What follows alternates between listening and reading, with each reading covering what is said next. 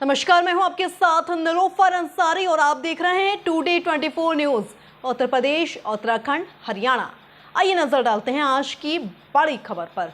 रामनगर में रानीखेत रोड पर कांग्रेस कार्यालय को लेकर पिछले 4 दिन से कांग्रेस के पूर्व विधायक रणजीत सिंह रावत और भवन स्वामी नीरज अग्रवाल के बीच चल रहा विवाद मंगलवार को एक बार फिर चर्चाओं में आ गया है।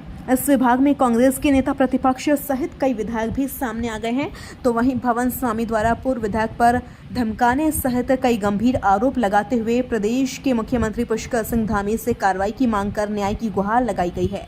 आपको बता दें कि रानीखेत रोड पर कांग्रेस कार्यालय को लेकर लगातार विवाद बढ़ता जा रहा है। करीब 7 वर्ष पूर्व कांग्रेस के पूर्व विधायक रणजीत सिंह रावत और भूस्वामी नीरज अग्रवाल के बीच मित्रता अब शत्रुता में बदलती जा रही है। नीरज अग्रवाल का कहना है कि उन्होंने यह कार्यालय रणजीत रावत को कुछ माह के लिए उनके कहने पर दिया था और आज जब वह खाली करने को कह रहे हैं तो उनकी जमीन पर अवैध कब्जा कर उन्हें धमकाया जा रहा है। 4 दिन पूर्व कार्यालय में कब्जे को लेकर दोनों पक्षों के बीच विवाद हुआ था। भूस्वामी नीरज अग्रवाल ने मंगलवार को पत्रकार वार्ता आयोजित करते हुए बताया कि रविवार की रात कोतवाली परिसर में अधिकारियों के बीच में दोनों पक्षों के बीच वार्ता के दौरान उन्होंने आरोप लगाया कि रणजीत सिंह रावत द्वारा अधिकारियों के सामने ही उन्हें धमकाने के साथ कई प्रकार की धमकियां दी गई। उन्होंने कहा कि आज उत्तराखंड में ऐसे नेता गुंडागर्दी करने के साथ ही जमीनों पर कब्जा कर रहे हैं। ऐसे में अब उत्तराखंड में व्यापार करना भी व्यापारियों के लिए उचित नहीं है।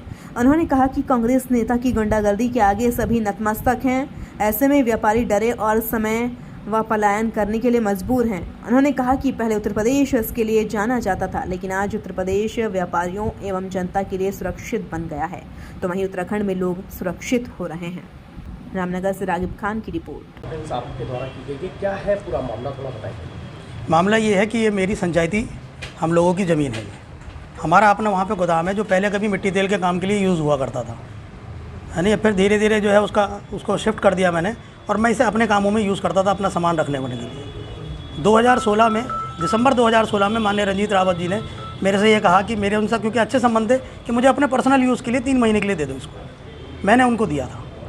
मैं उनको पिछले 7 साल से मैं ये कोशिश कर रहा हूँ कि भाई इसको वो खाली कर दें, वो उसे खाली नहीं कर रहे हो। और वहाँ पे वो कांग्रेस कार्यालय, कथित कांग्रेस कार्यालय, वो कहते हैं कि यहाँ कांग्रेस कार्यालय बना हुआ है। मैंने कभी कोई उन्हें ना तो कोई लेटर लिख के दिया, ना मैंने किसी तरह की कोई कागज़ उन्हें लिख के दिया, ना मेरा कोई उनसे ऐसा था कि मैं उनसे कोई किराया ले सकता था। मेरा अधिकार क्षेत्र से भी बाहर था, मैं लेता भी नहीं था कभी उनसे, ना उन्होंने कभी दिया, ना मैंने कभी लिया। आज वो उस चीज़ पर कब्जा करना चाह रहे हैं और मेरे लोगों को बाहर निकालने की कोशिश कर रहे हैं। तो क्या मुझे वो कमज़ोर समझ के ये सारी चीज़ें दबाना चाह रहे हैं?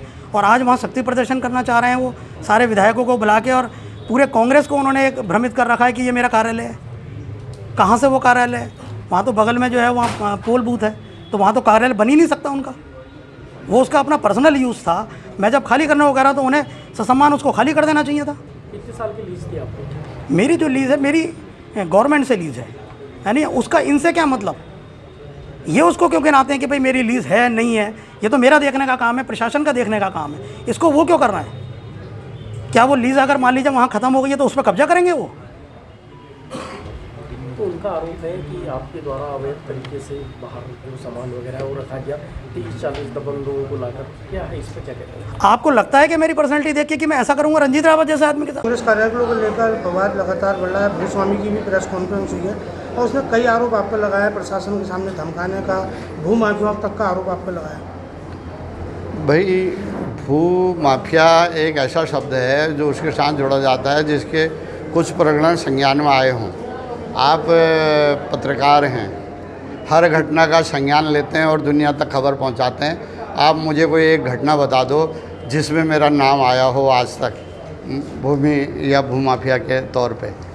और जहाँ तक इस भवन का सवाल है, उनका मैंने जैसा भी बताया 1/9 हिस्सा इस लीज़ में था। ये लीज़ की अवधि भी जो है 2014 में समाप्त हो गई है और लीज़ जो है 1969 में डीएम ने निरस्त कर दिया, नामंजूर कर दिया, क्योंकि इन्होंने लीज़ के, इनके भाइयों में विवाद था दादा लोगों में, तो इन्होंने लीज़ का जो पैसा होता था वो जमा नहीं किया, ना आवेदन किया, तो उसको 1969 में रद्द कर दिया गया। और जो 90 साल की लीज अवधि थी वो भी 2014 में ख़त्म हो गई।